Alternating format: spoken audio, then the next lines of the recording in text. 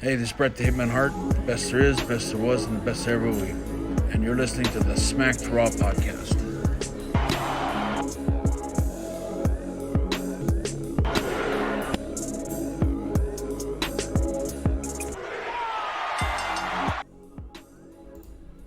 Hey folks, welcome to the Smacked Raw podcast, your one-stop shop for all your WWE, AEW, and NXT pay-per-view, NXT shows, recaps, reviews, pay-per-view predictions. A little bit of a botch there.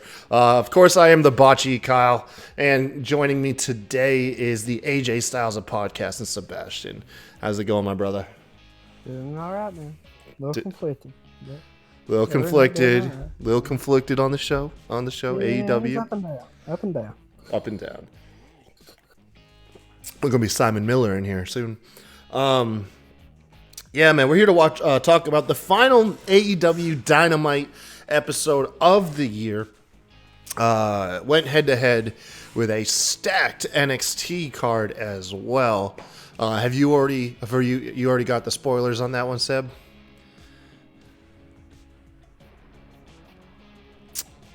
Sebastian?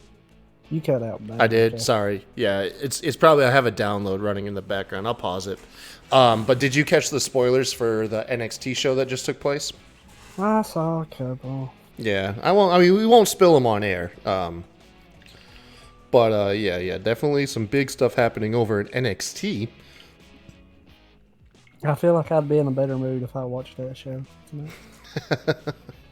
I only caught even though I had it running. I only caught bits and pieces. I didn't have the audio really turned up because I didn't want to distract myself from the show I was watching. And it was good. It was really good. I'm not gonna lie. It was a very good episode. Oh man. But ratings should be interesting tomorrow. A lot of competition tonight. So yeah, exactly. You had the finals in Masked Singer that happened tonight. You had the finale of what was it? Survivor's finale was up tonight. Apparently, Trump got impeached too. It's crazy. So yeah, we'll see what those ratings are in our little wrestling show that we like to shoot. If this is your first time listening to us, folks, we are a pro wrestling podcast. You can find us on Podbean, Stitcher Radio, Spotify, Google Play Music, and iTunes. Of course, we're over on YouTube, too. Don't forget to like and subscribe to that channel. Big stuff on the horizon. Cannot wait for that YouTube content to start rolling in. But yeah, man, help out the show, man. Help out the show. Go ahead and subscribe, download. Like, comment on this stuff too. Comment on our videos, man. We'll be there to hit you up in the comment section as well. You can find us on Twitter at SmackDrawPod, myself at the Kai Tai Show, and Sebastian, you're at WrestlingFan_32. You can chat with us there as well. But man, AEW Dynamite, man. Not gonna lie, kind of a flat episode. I couldn't get myself too emotionally invested in this one, man. It had a lot going on.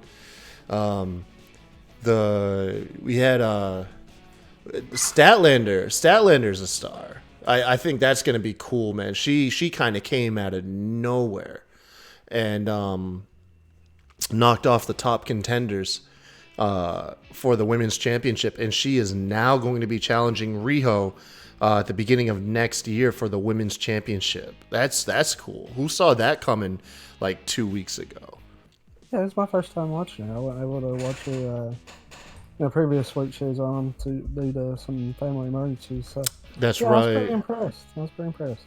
Yeah, because she beat no, not Emi Sakura. No, who am I thinking of? Gosh, cannot remember her name right now off the top of my head. She was the number one contender in AEW. She beat Dr. Britt Baker. That shocked me. God, I'm not going to be able to. I can't really think of the name off the top of my head. Oh, there we go. Hikaru Shida is who she beat, because Shida was the number one contender at the time, and then Statlander's debut singles match, because she had a tag match with her the week prior, her debut singles match, she knocked off Sheeta, and then tonight she knocked off Britt Baker, the two top women that are non-champions. Where does Awesome Kong stand in this, though? As far as the title, I don't really see her getting there soon. She's kind of above the title, her character right now, right? Yeah, right now with the group going on, and heck, they're not even done adding members. We have this mystery guy now that getting some attention. So that apparently that's been spoiled on the internet, but even dude, I even after it being spoiled, no clue who this guy is. Apparently, he's friends with Chris Jericho, and he's like 50 something. He's exciting. Yeah, I don't know how big of a splash. Like, if they try to debut him, like roll him out like he's a big deal, I think it's going to be kind of flat. It's going to be kind of going to have a lot of scratched heads. Like, who's this guy? I was hoping for something better than that. That's kind of disappointing. Yeah. No. Damn, man, I gotta turn off my notifications. You guys are, not you, but you guys in the Twitter, man, y'all are blowing it up right now. Oh, man. Probably just Vince. It's Vince and Kev. Yeah, probably. Yeah. You guys will be blowing up that group chat sometimes, man. I'm trying to, watch a video or do something on my phone, and after, the 10th notification, I just have to throw you guys on mute for an hour. I'm like, God dang it, man. I'm trying to do something, yeah. But what our group chat does blow out. So if you were to give this week's Dynamite show a letter grade here in the stateside grade, what grade would you give it? Even C. That's where I'm at too. Just an even C. We had a couple highlights. You had, like I said, you had Statlander. Well, I mean, we'll run it down. We'll run it down, and we'll go ahead and give the rundown of the show real quick. And then if I miss something, please correct me, because I did take a phone call or two during the show. The opening match was decent. You had Hangman Page, where his allegiances is now being called into question because you said he left the group Elite, and he's teaming up with Omega, taking on the Lucha Bros. They had a decent match, but there was a miscue where Page hit Omega with the shotgun lariat. Ultimately cost him in the end. Lucha Bros picked up the victory. So that was and they teased dissension there because they're jawing at each other, but it doesn't necessarily mean one's turning on the other one because it's a heated match. You know what I mean? Emotions run high in those matches. But Pac ends up on the Tron saying that he wants his answer from Kenny for this would be a rubber match, right? They're both 1-1. Yeah. And Kenny hasn't delivered it yet, so Pac is going to hold true to what he said and run roughshod in the locker room. He disappears into the locker room where it looks like Michael Nakazawa is sitting and disappears by a closed door, sending a concerned Kenny Omega to the back where I didn't know, did he run into the Lucha Bros and get jumped, or did they plan an attack and jump him? I missed what initiated it. Well, this is one of the issues I had tonight. It happened multiple times. In a picture-in-picture, it has its benefits, but I'm sure it's tough to balance. I'm not in that world where you gotta decide what's winning and what. Yeah. But as soon as Kenny walked back there, it went to a picture-in-picture. Kenny walked around for a minute, and then I looked down for 5 seconds, maybe. Same thing. And I look up, he's getting attacked by Lucha Bros, then all of a sudden Hangman's there, and then they... Well, Hangman came to his aid. Yeah. I saw it because I came back in time. Yeah, Hangman came to his aid, backed off the Lucha Bros. Yeah, I saw that. I just didn't see what prompted the attack. I would assume he just ran head on into him. And then right after that, they was walking around for another 30 seconds. You had no idea what was really going on, where it was on picture-in-picture. Right. It was just... I even posted that. I said, I think this is the shittiest time for a picture-in-picture that they've... Well, they're trying to make the picture-in-picture have meaning. I've noticed that they're trying to allow big stuff that doesn't need audio narrative to be in that picture-in-picture. So allowing matches to still go at a high rate, or like I said, backstage stuff like this. Well, with this, I feel like it needed audio because, like you said, we don't even really know how, the Lucha Bros got involved. We don't know if Michael was gone, laid out. Maybe if they had closed caption in the picture-in-picture, That was something we really needed commentary for, I thought. And I don't have a problem with picture-in-picture, but if it's something that needs audio, I just don't like that. Yeah, so, I'm just going to assume that Kenny ran into him. Like, they were eating a hot dog, Kenny's running around frantically, and he just bumped into them, and they beat him down. And the thing is, right when they came back from break, they didn't even show a replay or explain it. Right. Well, because they're assuming you watched it in the picture-in-picture. Well, yeah, but like I said, that's something that audio, we've seen them, but we don't know if, Pentagon yelled, hey, and then attacked them, or if they was waiting around the corner. You know what I mean? Yeah. I didn't see what the result was with Pac and Nakazawa, because I saw that Kenny and Hangman went into the locker room, and Nakazawa wasn't there, but they... Like I said, either they went back to it later on in the evening and I missed it, I didn't see or it was dropped altogether. So we don't know. We don't know is what you're saying too. Yeah, I don't know. Okay, Nakazawa's dead then. They Pac killed him, hid the body. Just in AEW Dark, man. Who knows? But the overall opening segment, I'm going to say, is good. I'm gonna say it's between the match and storytelling and story progression, stuff of meaning happened here. So I'm gonna say this was good. It was good. I just wish we had follow up, explaining exactly what happened. Maybe Pop's really the head of the Dark Order, and Michael's gonna be Creeper next week. There you go. Speaking of which, too, throughout the evening, the broadcast was having kayfabe issues along with real issues. So you can't tell what's predetermined and what's part of the show. But we kept getting subliminal stuff, like images flashed on the screen and stuff for the Dark Order through the night, which is a great touch, man. I can't wait to talk about the Dark Order. I'm genuinely excited for that. Following the segment, though, we had the next match of the night was between the Blade and Butcher, with Bunny at ringside taking on the newly formed team of Darby Allin and Cody. This is good, man. I like the dynamic. Cody and Darby Allin are like strange bedfellows here, but I'm all about some strange bedfellows. As long as the formation doesn't catapult them into the tag team title scene like you see in WWE, I'm all about some odd pairings,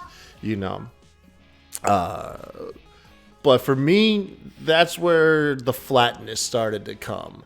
Nothing blew me away about this match. I would say close to outside of Darby Allin hitting that scary-ass coffin drop onto the Butcher on the outside ring apron.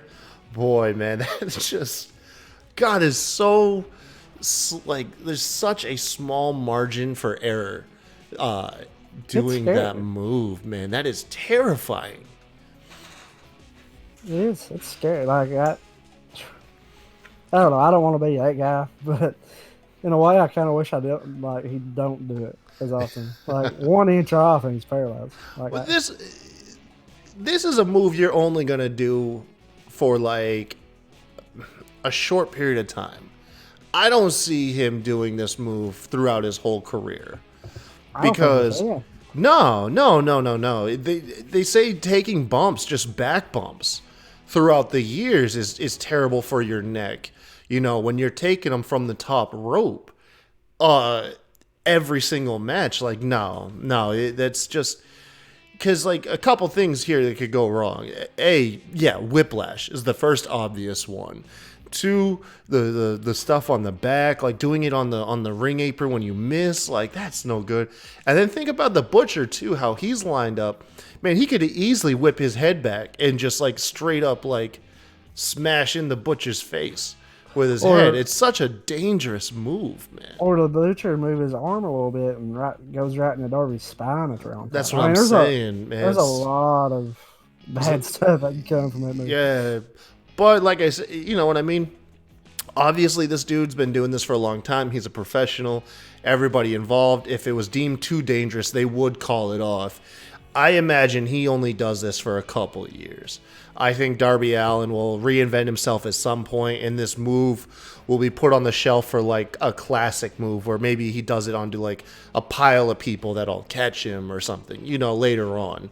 But yeah, this just strikes me as a technique that you're only gonna pull off for a short amount of time because of just the wear and tear it's gonna put on the body. Kind of like I'm trying to think of someone else, because you have people who do moves for too long and it impacts them. Like they say classically, Hulk Hogan lost 3 inches of height from the dropping that leg drop. Well, I mean, Matt Hardy. His spine is fused to his tailbone or something. From doing his leg drop from the top rope all those years. Yeah, like it's not good. I think same thing with like, I'm trying to think of someone else, man, that their own, it was, I mean, you have the classic cases of they attributed some of the brain stuff that happened with Chris Benoit potentially do all those flying headbutts. You know, there's Daniel Bryan with his seizures and stuff. Yep. Yeah, man. So there's certain moves that really do realistic damage to the person. And it's often the offensive move, not the person receiving it.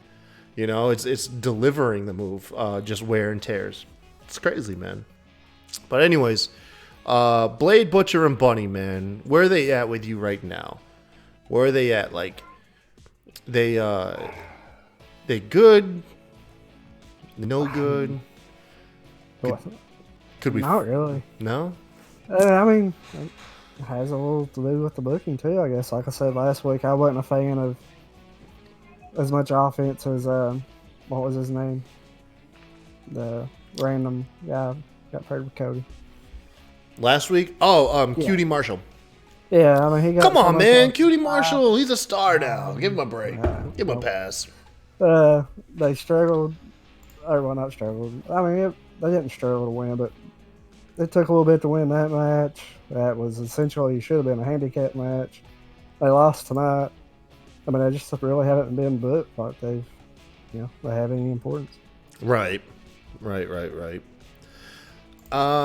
Yeah, to me, they're how I originally perceived the Dark Order. Just, blech, you know? But the Dark Order is winning people over. Like, every week, man. Every week they're winning them over. Tonight we got some in-ring stuff from them, and that's dope. But we'll get into it some more here in a bit. Yeah, we got some promo packages and interviews with Jungle Boy hyping up his match, because one of the big attractions, I thought this was going to close the show. The big match of the night was Jungle Boy taking on Chris Jericho. 10-minute match, 10-minute time limit. So we get training promo footage of Jungle Boy. We get sit-down interview. He's taking the match very seriously, obviously, as anybody would. You know, because kayfabe or non-kayfabe, you got to think, man, he's such a young guy. It's got to be an honor for a lot of these young up-and-comers in AEW to work with Jericho and like, say, Dustin Rhodes and these veterans of the business who've been known for 3+ decades. You know what I mean?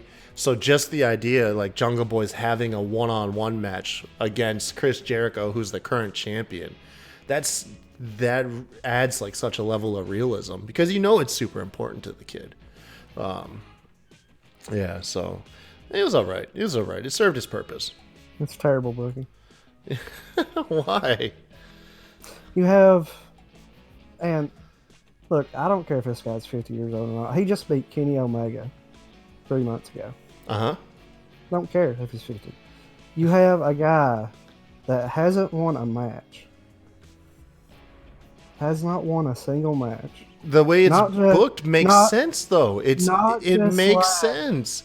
Not just last 10 minutes, but last almost 2 minutes in the walls of Jericho. He was in there for a while. He was in there for a while. After that, Jericho goes out and asks for 5 more minutes. Right. They ring the bell. Did they ring the bell? I didn't think they rung the bell. I thought they just rung the bell. Had a 2 count. Jungle Boy wrote him up for a 2 count after the bell rang. Twice. Yes. Yeah, because he got him that ref- Hurricanrana pin and the crucifix pin. And there you go. The bell rang. The ref was actually counting these pins. So obviously the bell rang. Jericho leaves, and that should be a count out to begin with. Yeah, no, that part was like, wait, is this happening or is it not happening? No, so this whole thing was a mess. If it was me, book an 8-minute match, 9 minutes maybe, tap out to the walls. I just thought, this is what I said about AEW. They try their best to make everyone look good in a way. If you're into football, it makes it look like the NFC East, where everybody has this even record. And with WWE, everybody's like 50-50 booking. Everybody, well, they're not doing the 50-50 booking. Well, if you look in their top 5, a lot of them do have near 500 records, though. Yeah.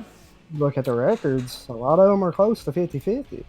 I mean, I just feel like this was bad booking. I didn't like this one bit. And I had the confusion about, was it a count out? Did the bell ring? They counted pins. I thought it was poorly done. Well, let's see here. Moxley is ranked number 1. He's 5-0-1. Omega's 5-2. Pac is 4-2. Yeah, it's mostly the tag and women's. Yeah, and Cody's 4-1. MJF is 2-1. Wow, MJF is ranked. Yeah, it's mostly the tag and women's. It's like 3-2, 2-1, 2-2, stuff like that. The men's, they've done an alright job, but the other 2 divisions, it's like 50-50 everywhere. Statlander's undefeated. Yeah. Now, Raw today said 4-2. With who? Statlander today said 4-2. I don't know if that counts tag team match or not, but overall it said she's overall 2-2. Oh, well, okay. See? Yeah, overall. Well, the other two losses, tag. She's undefeated in singles. I just feel like they try their best to make everybody look so good that it makes nobody stick out. Like, even in their tag match today, Kenny hits his signature Snapdragon suplex. Yeah. And Vince no-sold it. He came out of nowhere, just went for a cutter. Yeah, I know what you're talking about there. I mean, they try to do so much. It makes no one stick out anymore than the other. I just feel like I'm watching the Cowboys versus the Eagles. Well, I don't know. So Moxley obviously stands out. He's a winner. Omega does. Pac is, he traded the 50-50 off with Kenny and Hangman Page. And then had a draw with Moxley. I mean, yeah. So Cody's got is 4-1. Like I said, MJF, yeah, he's only 2-1. I don't know, man. I kind of disagree. They have their stars.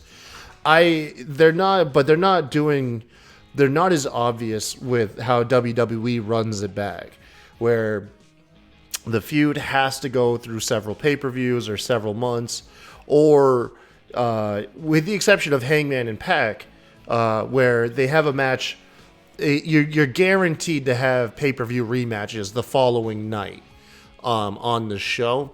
It seems like for the most part they avoid the rematches right away. And we'll get the 50-50 back. Now, granted, like I said, there's exception. The Hangman Page coming straight off of their last pay-per-view going into Dynamite. Apparently, I was in the minority. Everyone else loved it. And I was like, man, no, like they just had their match and we complain. This is one of the things that we complain about incessantly with WWE is running back pay-per-view matches on the following night. Yeah. Yeah, I mean, that just happened Monday with OC and Viking. Yeah, exactly. Yeah, OC and the Viking Raiders. I don't know. I just have a problem. Like, Jericho's taken out so many people already. Cody, Moxley, Yeah. Hangman without help, Omega without help. I mean, that was before the Inner Circle, but he can't beat 0-9 Jungle Boy. In 10 minutes. Bad. Jungle Boy shouldn't last 5. Come on, man. I'm all right with this. It doesn't bother me. I see where you're coming from. I get that mentality. Me, it doesn't bother me. Jericho. So after Jungle Boy survived and Jericho walked off, he had this funny promo. Jericho's just the greatest. Tony Schiavone is at the top of the ramp and he interviews Jericho and was like, Jericho goes off. He's like, I said that Jungle Boy wouldn't beat me and I was right. And Schiavone corrects him. He's like, well, you said he wouldn't last 10 minutes. And Jericho is like, no, I didn't. And he just keeps defending himself until he just blows up and yells at Tony. Tony got a rough go at it tonight, boy, didn't he? He was getting chewed out by Jericho, by Brandy. And I'm convinced, dude, that someone in production is messing with JR. Like, I am absolutely convinced. Because JR cuts to commercial at points, man, and they don't go to commercial. And it's like, it's not like he just randomly comes up with that. Someone tells him, hey, we're heading to commercial. I don't know, man. Blade had his name on his trunks tonight, and he was still messing the names up. They were talking about MJF. Now that I agree with. The names. They were talking about MJF, and you know how he has this ring now. He started talking about the ring and was like, "Yeah, I heard he's using it as collateral, but he calls it a watch." Like he's getting so much. I know, man. I know. Yeah, he needs to. I think. So this is where I'm gonna get some flack for any like people that hear me. Is I'm cool with JR's botchy commentary, while I am 100% for the King getting taken off television. And let me tell you the difference here. The King is cringy jokes. Not saying JR stuff isn't cringy. There's a little bit in there, but it's not as bad. King has got those cringy jokes, insensitive and damn near racist remarks that he makes. And he's so distracting from what's going on in the match that to the point where I literally will groan out loud and be like, shut the fuck up, King. You know, with some of his lame ass jokes that just are taking the piss out of what's going on. JR, I find kind of charming, bumbling over himself. I don't know why. I don't know why I give him a pass here, but I do give him a pass. I will say this. JR needs to address that if he's shooting off the cuff and he's having trouble remembering things or getting things right, maybe put some stuff on some cue cards for him. Maybe have some flashcards or something, like some show notes. The name was on his trunks. I don't know how. Like, I don't. And here's the thing. Like, I listen to all his podcasts. And I listen to his. He says he's giving 110%. Right. Like, so if this is his 110%, it's just giving out, man. Yeah. I love JR. Don't get me wrong. But man, I don't know. I don't know, man. He's just having trouble remembering stuff. That's all. Like, he's just, yeah. I know what you're saying, man. I give him a pass. It's not like I mean, at some point, yeah, I'm gonna want JR off TV. I'm just not there yet. I'm okay with him on television. He does not make me groan and it make it difficult for me to watch the show. I can still watch the show in spite of him. Where King, I have to fight the urge to change the damn channel. Like, he'll say shit and I'm like, dude, I just need this guy off my TV right now. I need him off my damn TV. Yeah, man. And it's how it is, man. Y'all can hate on me in the comments. Say, like, I'm some freaking AEW loyalist or whatever. That ain't the case, bro. It's just one of the two bothers me more than the other, you know? And that's just all it comes down to. It's okay, man. I get called a WWE loyalist like every day. Yeah.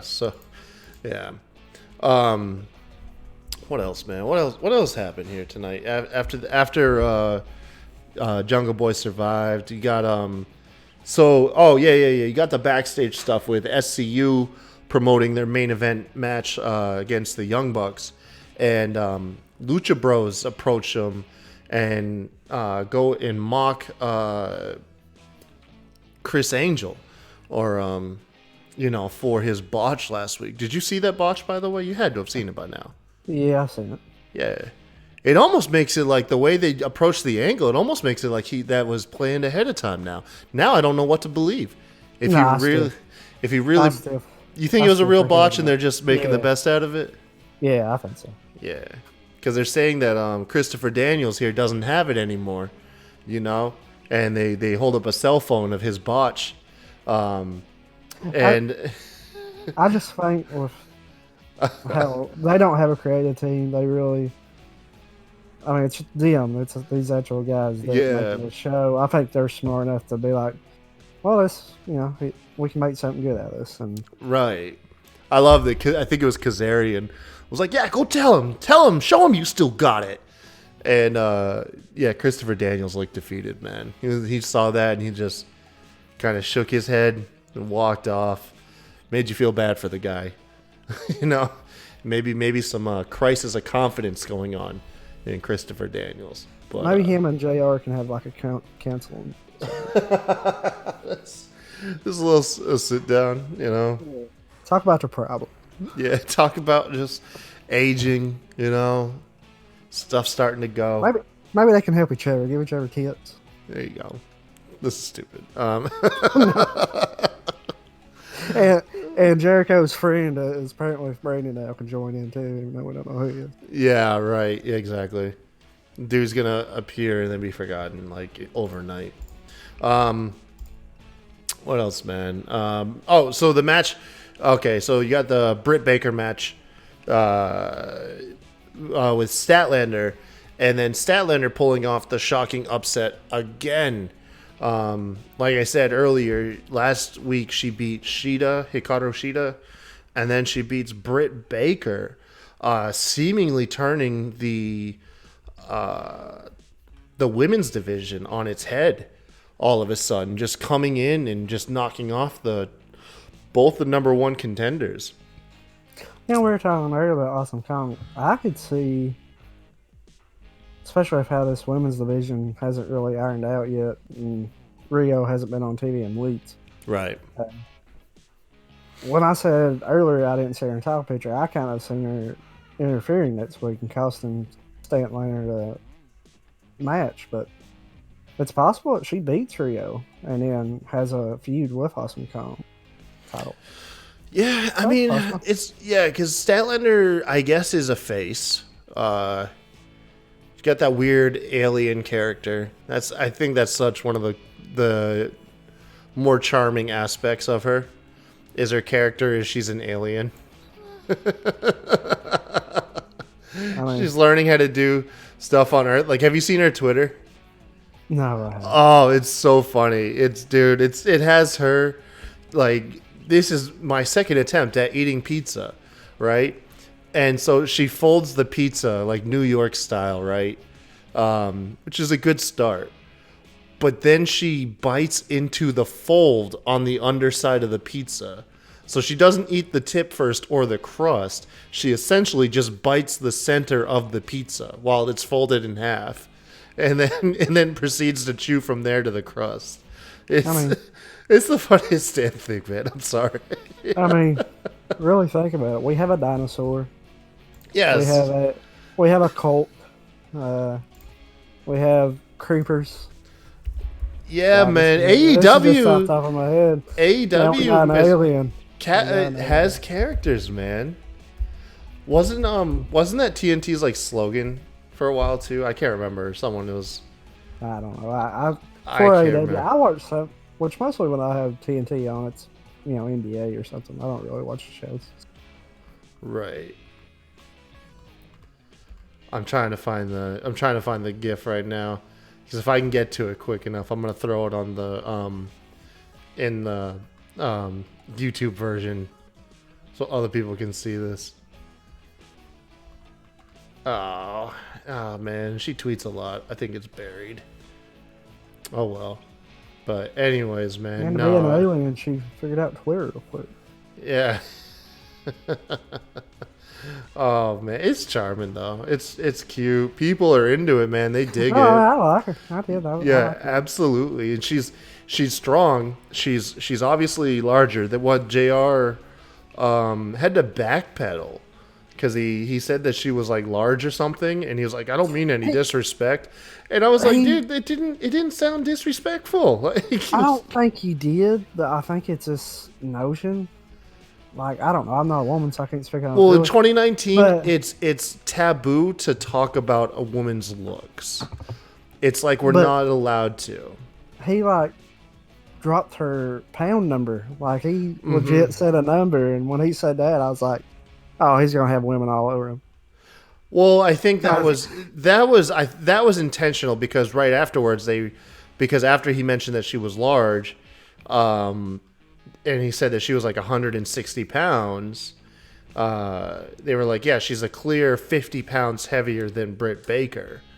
You know, it was kind of like they were backing up JR, like, I'm not being sexist. You know what I mean? He's like, Yeah, please, I'm not trying to sound sexist here, folks. It's professional commentary. But it was weird. They did kind of harp on it for a minute. Yeah, I picked that up too. like I said, it didn't bother me. Like when I heard 163 pounds, I was like, did he really just drop a number? Yeah, I was like, what's going on? oh man. And this was probably the loudest the crowd was all night.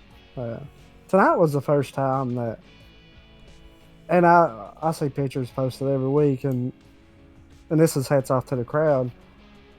They ain't really been having great crowds, like, you know, attendance wise, but the people in the building make up for it. It's very loud, but tonight it seemed like the crowd was probably the quietest they had.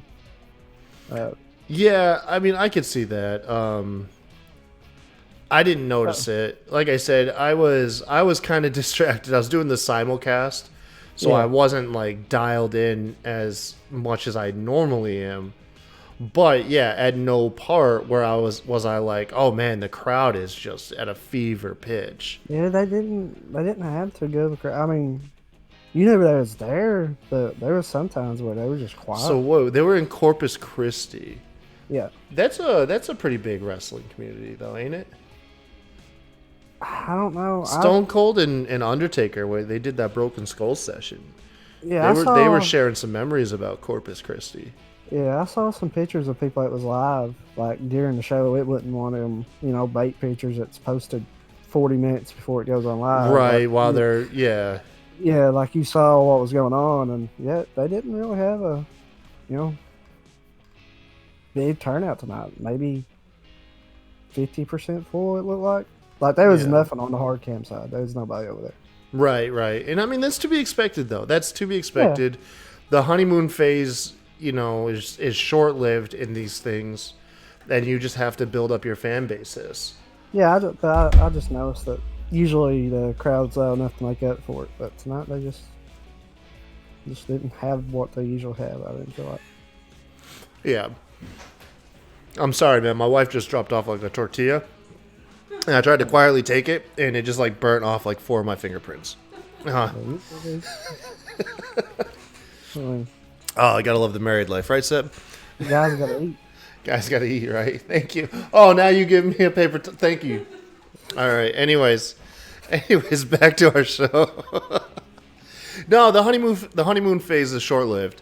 You know what I mean? And That's pretty bad to say when you're wife's with her. No, I see what you're saying, though. I know what you're saying. Damn. Man, I don't know. This show went off the rails for a minute. It did go off the rails. I'm trying to recover over here. She legitimately just burnt the shit out of my hand. Just like handed me this tortilla. Like I was like, okay, thank you. It's fucking hot, man. Oh my god. I'm sorry. But yeah, no. Anyways, going back to the women's division here. No. We weren't. You were talking about the crowds. Jesus Christ, I've lost my train of thought so bad. Well, we're at the women before that. Yeah, we were. I said this segment was probably the loudest the crowd was. Oh, that's what segued us over. Okay. Well, anyways, so she gets a shot at Riho. Statlander. Yeah, so I would see either Statlander beats Riho, Awesome Kong comes out, or Interference. interference. That's all Yeah. Either way, Awesome Kong. Yeah, because Awesome Kong really seems like she's going to take the... she'd be like a shoo-in for the women's champ. Unless their plan is for her just to be like a monster and just have a huge presence, but not care about the title.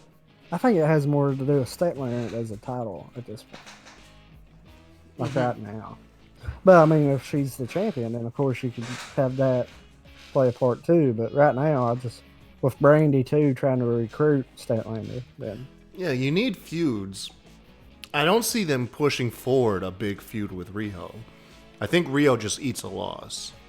I don't really. I mean, Rio was on TV every week when they first, but now she's like disappeared. I don't know.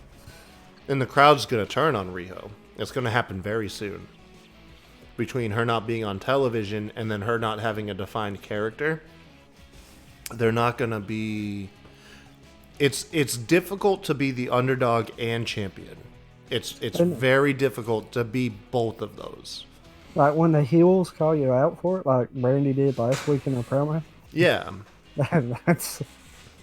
Yeah, I mean, I really like Riho. I do, and I like her in-ring style. But I know that her character is not built for longevity as champ. At least the character that we're given on television. You know? If she did some crazy overhaul, say like Kairi Sane did.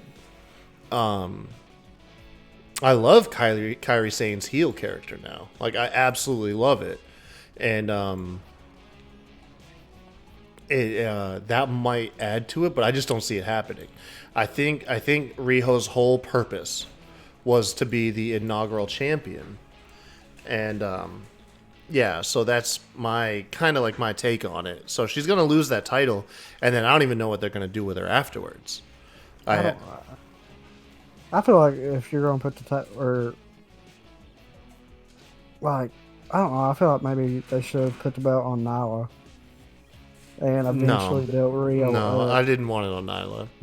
Well, just anyone. I know Nyla was in the match with her. That's why I named dropped her. But like, build Rio up for a while, kind of like a Rey Mysterio type build. I don't know. Just have her on TV for a few months and not have her be the first champ. Not maybe the third or something. Like, build her up. I just feel like this way they kind of wasted her. Like, they gave her the belt. Has done nothing with her since. Right. And like you said, I don't see a really interesting story to do afterwards. Yeah. I think she's a good inaugural champion for a couple of reasons. For one, they put her in the David and Goliath match type where you just could not predict the outcome for her. And then there was a whole bunch of narratives that it was like Rio could not overcome this between size, other things like Nyla being like a member of the trans community and stuff, and thinking that they're just trying to do like the SJW stuff, and so her overcoming all of those odds and preconceived notions made it very impactful. And then, not to mention, it's kind of like an olive branch to the Japanese wrestlers as well, and Asian wrestlers. Like, hey, you know, you guys are gonna thrive here in AEW as well, because they want to bring over influences from New Japan. I wholeheartedly believe, because Kenny Omega, not just New Japan, but Kenny Omega is a huge fan of Stardom, I think it is. Mm-hmm. Yeah, and so they want to just show, like, I think they want to show, like, look, man, come on over here. all that stuff. So I think she made a really good opening champion. I think she did. But you're right. But you're right. Like, where would she go after she loses the belt? But has he though? Like, yeah, she had those 3 weeks, but what has it? What have they outside done her- since? Yeah, Yeah, like it's very. Yeah, 3 weeks, but now you've had 8 weeks without her. Like, And I'm wondering who's doing that is, whether it's well, Kenny but creative. Everything I've heard, Kenny books the women. Okay. I mean, I'm not there. I don't know from what I've heard from. No, I've heard that too. I have heard So- that as well. I don't know, and it's really interesting because when this first started and Rio got attacked, Kenny came out to make the save, and you have the commentary play up how big of a friend he is for Rio, and now he's not putting her on TV. I don't know, it's just weird. Like, I expected more from their first champion, I guess. Okay. Yeah, no, and that's fair to say, because look at everything Chris Jericho's doing. He's on weekly. He's on weekly television. He's involved in many angles. Yeah. And even SCU's, pretty much a fixture. If they're not defending the titles, they're on the show in some part every week, whether it's backstage or in the ring, they're there. Yeah. But Rio I don't know. Yeah, the women's. It's interesting. It is interesting, but we'll see, man. Yeah, I hate to say it, man, but if I was gonna say, hey, make a decision, get that belt off Rio and get it into like a meaningful story. Or come up with a story. I mean, maybe that's the thing. Maybe you can come up with a story. I just don't see one. I don't see a story. Like, it's hard. You can't be the underdog if you're the champ. You can't. Technically, the odds can be against you, yes, but I mean, people like the underdog to be someone chasing the belt, not to actually be the champion. No, you're right. Yeah. You're absolutely right. After the match, after Statlander got the win, though, Brandy Rhodes came out to further pursue the recruitment process of getting her into the Nightmare Collective. Shivani tried to interview her at first. Nothing happened there because she doesn't speak, apparently. And Brandy came out, said something like Shivani got the wrong mic or something. He said, and this is another weird part of the show, she said that the mic, when she grabbed it, wasn't working. But you could hear her from miles away when she was walking from the back. Yeah, and then not to mention, like, why is that Tony Schiavone's job? He's interviewing someone right now. Like, that's... I don't know. There was a lot of moments not between commercials and this. Yeah, like you said, feel production. Like production was rough in that. Yeah, I don't know. it's part of their shtick, man. But anyways, yeah, Brandy's pursuing that, growing her ranks with the Nightmare Collective, and Got the GD bomb out of nowhere. yeah, this like I said, is flat. This would be cool if it wasn't the fact that this is something the Dark Order's already doing. Like, it's just, I'm sorry, everybody's recruiting right now for like some crazy war, apparently. I'm telling you, man, like last week I said it's like a college fraternity. It is, man. It is. Everybody trying to recruit new members. It feels like more like a job fair. Jesus. But yeah, this fell flat, man. Statlander turned her down. She just wagged her finger at her, like motioning no. There was this long... That's how an alien says no. There was a long pause where they just kind of stood there, and I guess like the cue was off, but I mean, ultimately, Awesome Kong and I forget the girl's name. I want to say Alex. I can't recall though. The girl that volunteered to join the Nightmare Collective and got her head cut or her hair cut. They show up at the top of the ramp. Once Statlander turns back around, apparently she got like jabbed in the eye by Brandy using her high heel. Or like stiletto, just like stabbed her in the eye. That's actually kind of brutal, I'm not gonna lie. So the title match is now in question. Title match is in question is where this is going. She's an alien, dude. Her eyeballs are going to grow back. You think so? Yeah. They ain't going to do no damage. She'll be alright. She was probably even feeling it right now. You're part of like one of the most advanced races in the entire universe, where you can travel planet to planet, and you're gonna get taken out by someone's like apparel. Yeah, I don't think so. You're gonna be fine. You're gonna be okay. Like if she got to be able to like gorilla press. Awesome. Nail it. I mean, no limits to this woman. Hey, Ben. Hey. Well, anyways. I want her to bring like a vehicle out to the ring one night and just say it's a spaceship. Jesus. Oh man. I mean, the Dark Order is going with their gimmick. Yeah. No, it's true, man. It's true. What if she just gets beamed into the ring? Oh, that'd be cool. That'd be dope. That's just her entrance. She's just like beamed into the ring, using some like really, really dated CGI effects. That'd be awesome. Oh my god, yeah. You know, an AEW crowd would play with it too. Like, would play on it. Oh yeah. I mean, they lost their shit. Whatever. Pentagon Jr. Just took off his glove and tossed it back to Ray. Look, They were, Colin Cassidy gets cheered for yeah. kicking somebody less hard as my 3-year-old kicked something. So, Yeah, no, I mean, so AEW crowds, and this ain't shitting on them. No, I mean, they'll give to your product. You know what I mean? They'll deliver the message that you're trying to send. That'd be dope. Main event time, we had SCU taking on the Young Bucks for the tag championships. This was going on at the same time over on NXT. Rhea Ripley was challenging Shayna Baszler for the women's championship there. And this, the match was good. It was solid. It was good. It's just like NXT just stacked their stuff up tonight and kind of made like, you kind of knew what was going on over there, and you're like, oh, I kind of want to watch NXT right now. Yeah, you know. I had not played a simulcast, so I still watched AEW. Yeah. I mean, they tried to make a good card, and I mean, there wasn't nothing overly wrong with the in-ring stuff tonight. Like I said, I thought the Jungle Boy Chris Jericho stuff was just terrible decisions. Yeah. But I mean, they tried to build up a show, but like I said, I thought it was very up and down. Probably, I'm trying to think, maybe the worst episode they've done. I can't remember. Maybe.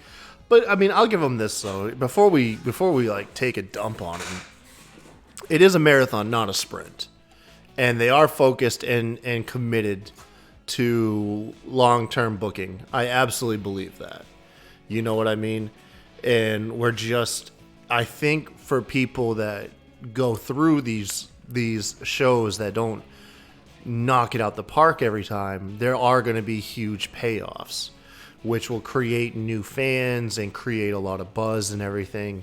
So instead of doing knee-jerk stuff and trying to shock, I'm not saying anything happened on NXT, or if anything like this did happen, that's the reason. But they're not trying to do stuff like the extent of like shock title changes, invasion angles, and stuff like that. No, they're very much sticking to their stories, and they know they're going to have lulls and essentially filler episodes.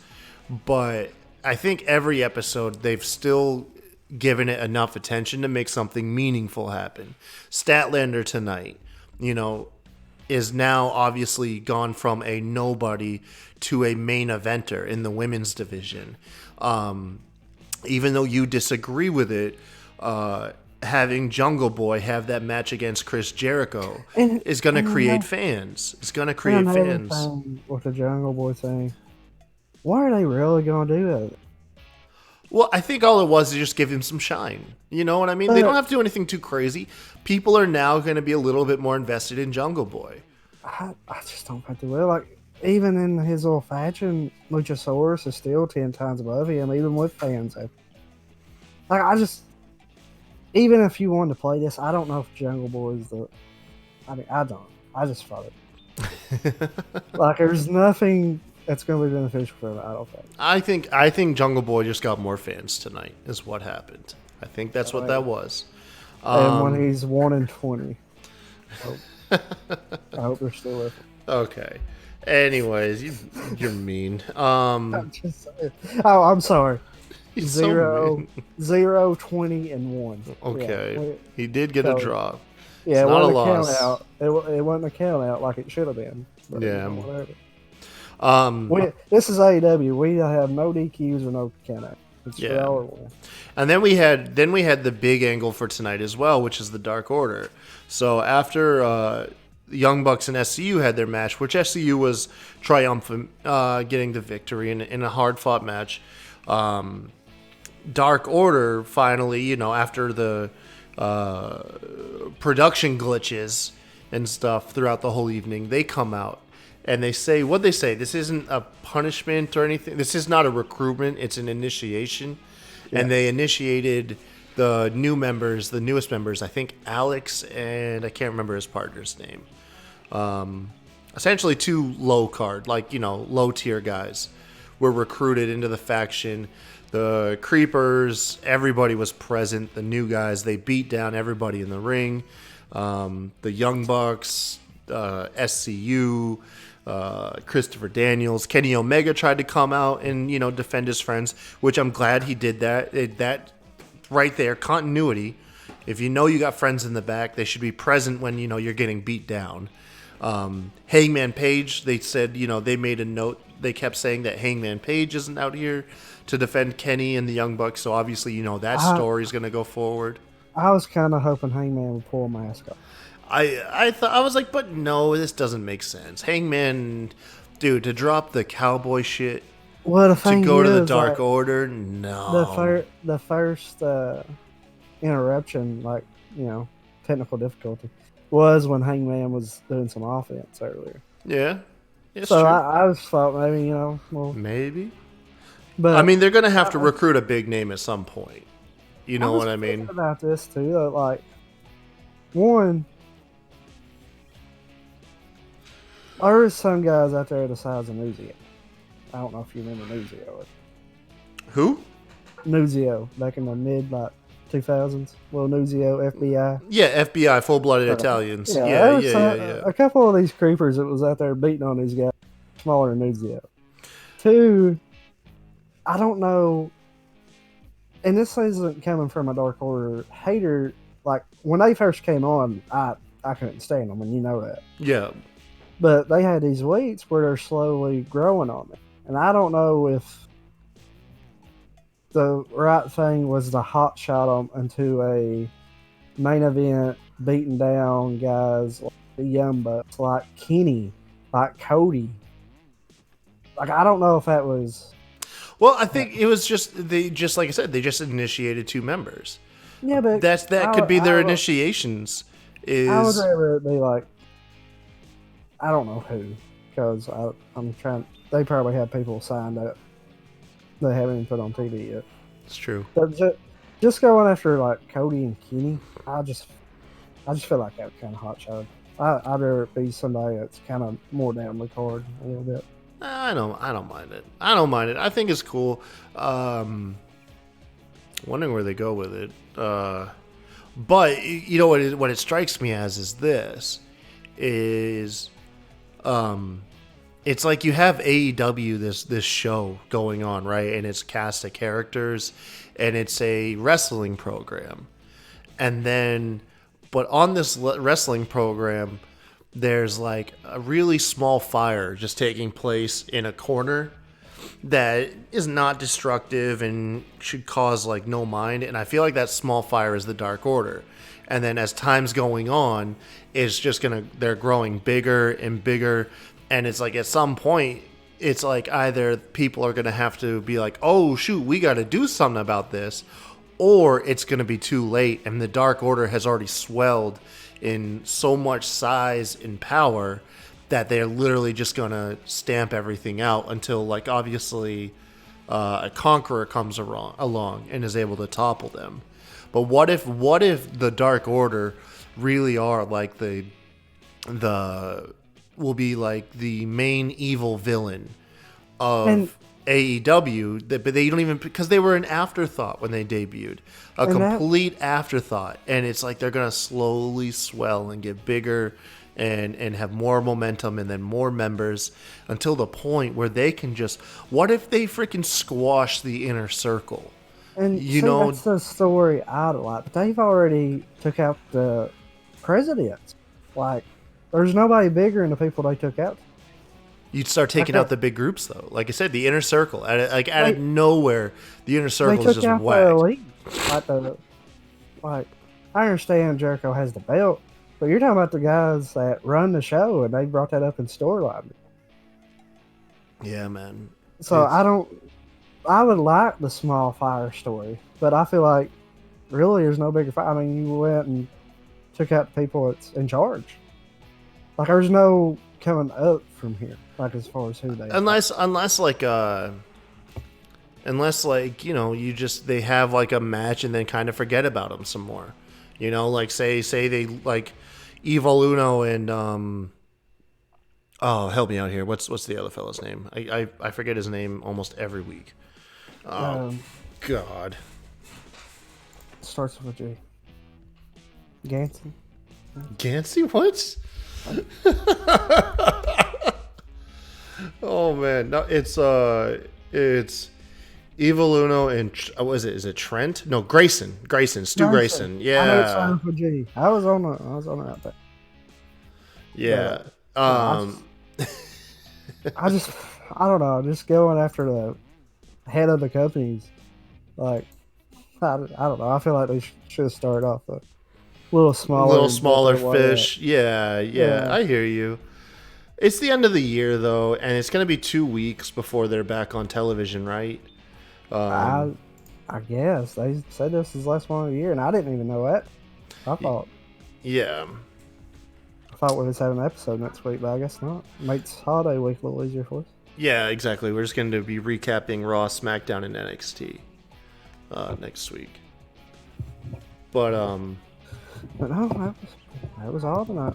Yeah, I do want to see that though, man. I just want to see them just get overlooked, like, by the entire roster. Like, everyone just acting like they're not even there and they're not a thing. Until they beat someone down and they're like, oh, we got to have a match with them. You have a match, and then boom, you're on to your next feud. And all while they're just growing. They're amassing fans, they're amassing members, you know, and then, like I said, just like a tsunami, they just like wave over everybody. And they just that would be so cool, man. It would. And I that's why I kind of wish they went after smaller names tonight. I feel like there's no way to properly tell that story now. Well, who was their first couple matches? So they got the bye in the tag team tournament, and then they lost that first match. Yeah, it's true. I want to say they've had like a couple matches, like two or three. They've had a few matches, but that's what I'm saying is that was you before just had the Dark Order stuff. Yeah. I kind of just watch next week, like the next show. They're like, man, Dark Order. They're like, yeah, man, those guys are jerks. Whatever, forget them. Let's move on. You know, easily, just bam, like that, right there. Just make them an afterthought. Even in the Young Bucks, everything. Like we got to focus on something else. They're not our problem right now. But them being in charge, like, I just don't see them, like, and I harp on WWE about this all the time. That would make them look like idiots. Like, yeah, no, that's true. We just had 15 people jump us. Forget them. It's true. Like, it happened. No, you're very right. You're right. They're throwing commercials on our show and shit during matches, and you know we can't control it, but we'll be all right. Like, that's what I'm saying. With who they went after tonight, I don't see a proper way to tell that story without making them just look dumb. Yeah, we'll have to wait and see, man. We'll have to wait and see. But that's our show, man. That's our show for AEW Dynamite, man. Thank you guys for joining us. Tune into Sebastian's SmackDown episode this week. I'll have to see if I'll be a part of it. Depends who all can make the show. I might take SmackDown off. Well, you're probably gonna have to show me this stuff again. Oh, don't worry about that. Don't worry about that. We'll see. Yeah. Don't, that's behind the scenes stuff. But anyways, I mean, tune in. Plays a part though. Tune in for SmackDown. Tune in for Well, without the behind the scenes stuff, there are no scenes to begin with. So, I mean, I don't know what you're saying, Kyle. It's just as important. Yeah, man. Make sure to check out. I think Vince, and Jay, and possibly Kev. They're going to be recapping NXT. Make sure to check out that too. NXT obviously had some big stuff go down tonight as well. Definitely worth tuning into for that stuff as well. Once again, next week we are taking we're not going to do the normal show per wrestling episode. We're going to do a recap. So Friday will be the last episode for an entire week, and then we'll shoot another episode after SmackDown next week where we recap the whole week in wrestling. Where we'll get Raw, NXT, or was this week's NXT the last NXT of the year as well? That I don't know. I don't know, man. I don't know. See, that's the thing, man. We don't even know what's going on, but we're just gonna recap the whole week. Okay. So that was the first time I found out there's no AEW. Yeah, I think AEW and NXT both hosted their last show of the year this week. I don't think they're doing anything next week no, they're not, because Christmas falls on Wednesday. Yeah, that's why they're not doing it, because Christmas falls on Wednesday. So until then, if you guys don't tune in to any of our other episodes, Merry Christmas, by the way. Merry Christmas. Yeah. But yeah, tune in afterwards where we recap the whole week in wrestling, Raw and SmackDown, do a little super show. And then once again, hopefully January, February, we're going to be unrolling a new format for the show. New shows, new episodes, concepts, whole bunch of fun stuff, man. We're stoked to get started on. But until then, you guys have a good one. See you.